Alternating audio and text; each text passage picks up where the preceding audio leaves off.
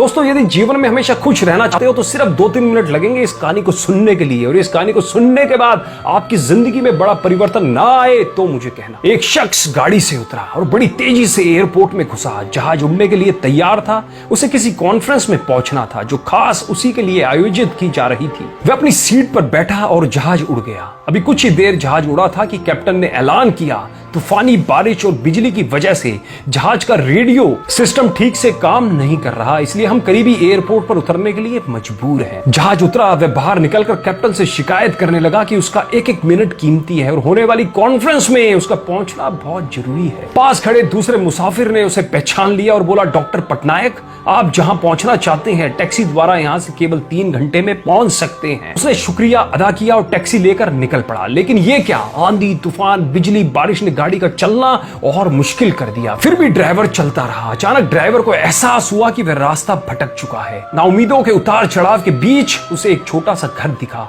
इस तूफानी में वह वही गनीमत समझकर गाड़ी के नीचे उतरा और दरवाजा खटखटाया। आवाज आई, जो कोई भी है अंदर आ जाए। दरवाजा खुला है। अंदर एक बुढ़िया आसन बिछाए भगवत गीता का पाठ पढ़े जा रही थी। उस डॉक्टर ने कहा, माँ जी अगर इजाजत हो तो आपका फोन इस्तेमाल कर लूं। बुढ़िया मुस्कुराई और बोली, बेटा कौन सा फोन, यहाँ ना कोई बिजली है ना फोन, लेकिन तुम बैठो, सामने चरणामृत है, पी लो, थकान दूर हो जाएगी और खाने के लिए भी कुछ ना कुछ फल मिल जाएगा, खा लो ताकि आगे सफर के लिए कुछ शक्ति तुम में आ जाए। डॉक्टर ने शुक्रिया अदा किया और चरणामृत पीने लगा। बुढ़िया अपने पाठ में खोई थी कि उसके पास उसकी नजर पड़ी। एक बच्चा कंबल में लपेटा पड़ा था जिसे बुढ़िया थोड़ी थोड़ी देर में हिला देती थी। बुढ़िया फारिग हुई तो उसने कहा, माँ जी आपके स्वभाव और एहसान ने मुझ पर जादू कर दिया है, आप मेरे लिए भी दुआ कर दीजिए, यह मौसम साफ हो जाए, मुझे उम्मीद है आपकी दुआएं जरूर कबूल होती होंगी। बुढ़िया बोली, नहीं बेटा ऐसी कोई बात नहीं, तुम मेरे अतिथि हो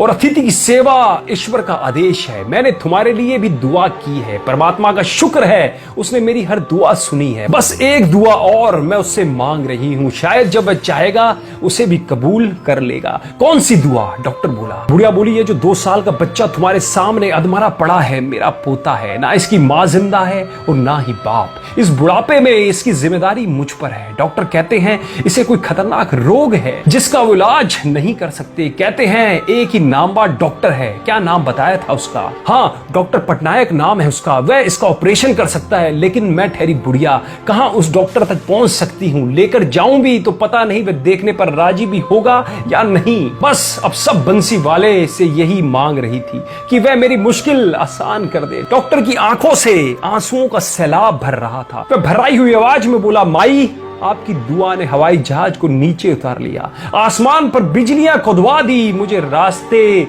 भुलवा दिया ताकि मैं यहां तक खींचा चला आऊं। हे भगवान, मुझे यकीन ही नहीं हो रहा है कि एक दुआ कबूल करके भगवान अपने भक्तों के लिए इस तरह की मदद भी कर सकता है। दोस्तों, वो परमात्मा, वो भगवान सर्वशक्तिमान है। परमात्मा के बंदो, उससे लॉ लगाकर तो देखो, जहां जाकर इंसान बेबस हो जाता है वहां से उसकी परम कृपा शुरू होती है। इस कहानी को आप ज्यादा से ज्यादा लोगों तक शेयर जरूर करें ताकि उनकी भी आंखें खुल सके। और क्या आपके साथ भी ऐसा कोई चमत्कार कभी हुआ है तो हमें कमेंट के माध्यम से जरूर बताइएगा। धन्यवाद।